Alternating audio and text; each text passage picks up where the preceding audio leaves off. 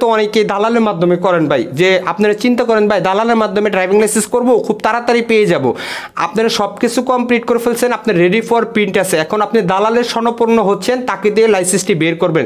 দেখুন দালাল এখানে কি বলে, আমার স্ক্রিনে কিন্তু দেখতে পারতেছেন, আমাদের এই পরিবারের এক ভাই ব্রাদার তিনি দালালের কাছে মেসেজ করছিল যে 2024 সালে ড্রাইভিং লাইসেন্সের জন্য ডিএল চেকারের ফি জমা দিয়ে ফেলছেন, সব কিছু কমপ্লিট করে ফেলছেন, কিন্তু আপনার বিএসপির প্রোফাইল থেকে এখনও অনুমোদনের জন্য অপেক্ষামান এখানে কিন্তু আপনি পড়ে আছেন। তো এই অনুমোদনের জন্য অপেক্ষামান কতদিন পর্যন্ত থাকে এবং কি কি কারণে এখানে অ্যাপ্রুভ দেয় না, কিংবা কি কি বিষয় আপনি খেয়াল রাখলে 2025 সালে একদিনের ভিতরে আপনার ড্রাইভিং লাইসেন্সের বিএসপির প্রোফাইল থেকে অনুমোদন দিয়ে দিবে বা অ্যাপ্রুভ দিয়ে দিবে, সে কাজগুলো কি দেখুন আমার স্ক্রিনে কিন্তু দেখতে পারতেছেন, আমাদের এই পরিবারে এক ভাই ব্রাদার তার ড্রাইভিং লাইসেন্সের সকল কিছু জমা দিয়ে ফেলছে, কিন্তু তার শুধু বিএসপির প্রোফাইলে অনুমোদনের জন্য অপেক্ষামান এখানে কিন্তু পড়ে আছে। বাট এটা কতদিন পর্যন্ত এখানে রাখে বা আপনি কি কি বিষয়ে খেয়াল রাখবেন?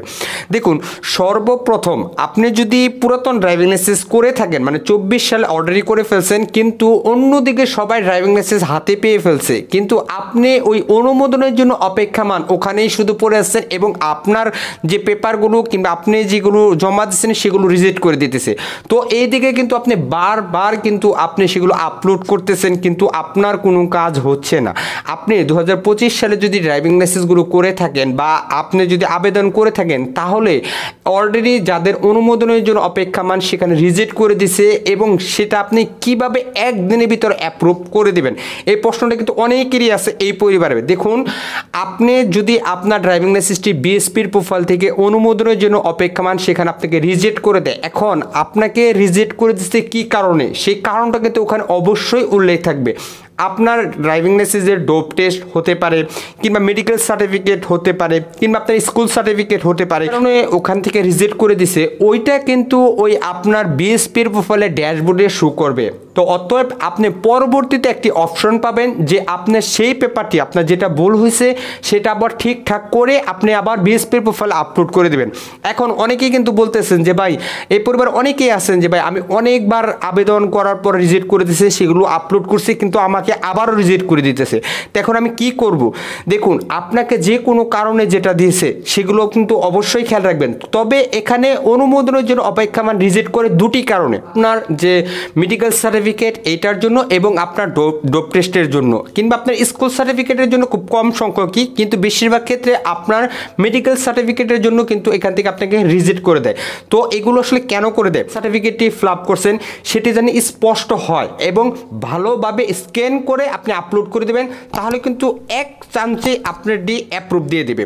এবং দ্বিতীয়ত হচ্ছে আপনার স্কুল সার্টিফিকেট, অনেকেই কিন্তু আছে আমরা ভুলভাল কিংবা দালালের মাধ্যমে ড্রাইভিং লাইসেন্স করি, তারা কিন্তু অন্য আরেকজনের আপনার এনআইডি কার্ডের এক ঠিকানা, আপনার স্কুল সার্টিফিকেটের আরেক ঠিকানা, মানে সেগুলি স্পষ্ট নাই, এগুলো কিন্তু তারা বানিয়ে কিন্তু সেগুলো আপলোড করে দেয়, এই জন্য কিন্তু আপনাকে সেখান থেকে রিজেক্ট করে দেয়। তো এই দুটি পেপারের ক্ষেত্রে কিন্তু বেশিরভাগ করে দেয়। আর আরেকটি বিষয় খেয়াল রাখবেন, সেটি হচ্ছে আপনারা যখন মেডিকেল সার্টিফিকেটলি আপলোড করবেন অবশ্যই সেটি বাংলায় হতে হবে, মানে বাংলায় সব কিছু হতে হবে। আগে আমরা যেরকম করতাম 19, 20, 21 যারা করতাম সেটা হচ্ছে ইংলিশে করলেও কিন্তু হয়ে যেত, তখন কিন্তু বাংলাটা অ্যাপ্রুভ দিত না। আর এখন কিন্তু বাংলাটা অ্যাপ্রুভ করে, কিন্তু আপনার ইংরেজি যেটা আছে সেটা কিন্তু রিজেক্ট করে দেয়। এখন যারা 2025 সালে ড্রাইভিং লাইসেন্স করবেন, তো সেগুলো অ্যাপ্রুভ দিতে বা সেগুলো কি করলে আপনাকে খুব তাড়াতাড়ি বিএসপি প্রোফাইল থেকে অ্যাপ্রুভ দিয়ে দেবে এবং একদিনেই আপনি ই পেপার ড্রাইভিং লাইসেন্সটি পেয়ে যাবেন। দেখুন অনেকেই কিন্তু বলেন যে ভাই আমরা দালালের মাধ্যমে করছি, ই পেপারটি পাই না, আমাকে অনুমোদনের জন্য অপেক্ষা রিজেক্ট করে দিয়েছে, আপনাকে অ্যাপ্রুভ দিয়ে দিবে, আপনাকে দ্বিতীয়বার আর রিজেক্ট করবে না।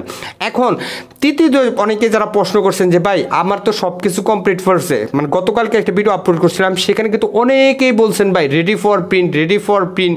তবে এই ক্ষেত্রে রেডি ফর প্রিন্ট এখন বর্তমানে যদি আপনি নতুন লাইসেন্স করেন সেক্ষেত্রে কিন্তু রেডি ফর প্রিন্ট দেখায় না, সেটা কিন্তু অন্য একটা স্ট্যাটাস কিন্তু দেখায়। যারা বিশেষ করে নবায়ন কিংবা রিনিউ করছেন তাদের ক্ষেত্রে কিন্তু রেডি ফর প্রিন্ট দেখায়। এখন অনেকেই প্রশ্ন করছেন যে ভাই আমি যেহেতু নবায়ন বা রিনিউ করতে দিচ্ছি এখন আমার রেডি ফর প্রিন্ট দেখাচ্ছে, তো এখন আমি কি করব?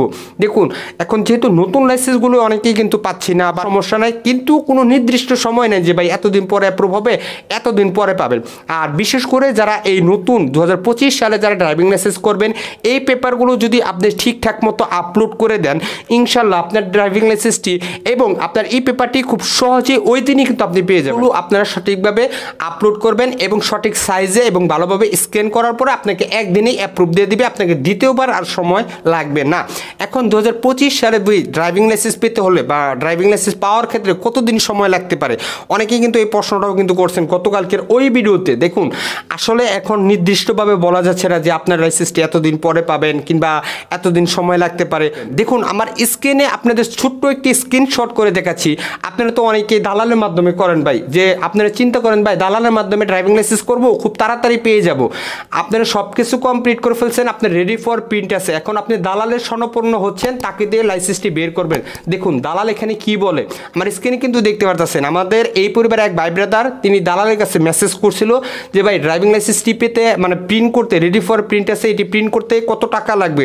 তিনি কিন্তু প্রায় 15,000 টাকা দিছে, মানে চাইছে তার কাছে, মানে তাকে বলছে ভাই এই পেপারটি পাইছেন, যে বলছে ভাই এই পেপার ড্রাইভিং লাইসেন্সটি পাইছি, এটা কোনো প্রবলেম না। এখন বলতেছে হ্যাঁ আপনার এটা প্রিন্ট করা যাবে, আপনি যেহেতু রেডি ফর প্রিন্ট আছে।